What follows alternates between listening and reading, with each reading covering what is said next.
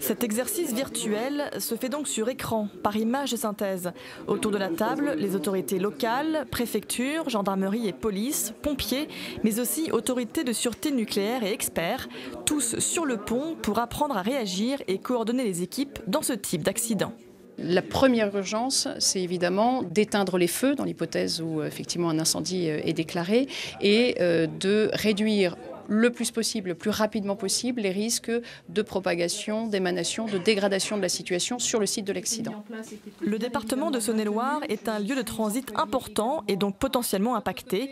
Une fois les premières mesures de précaution prises, tout se passe à l'étage, dans la cellule de crise, car l'autre enjeu de l'exercice, c'est la communication à la population. Nous avons un défi à relever qui est le défi de la communication. La communication auprès du grand public, d'abord celui qui est plus directement impacté, celui qui va être intégré à ce périmètre de sécurité qui sera mis en place, pour lequel il faut délivrer des messages brefs. Les réseaux sociaux nous aident, les tweets sont des moyens de communication nouveaux que nous apprenons progressivement à maîtriser et qui sont essentiels dans la communication immédiate et la communication d'urgence. L'information doit être fluide, mais elle doit être validée, elle doit être claire et elle doit être efficace. Exercice virtuel réussi, l'accident n'aura fait aucune victime.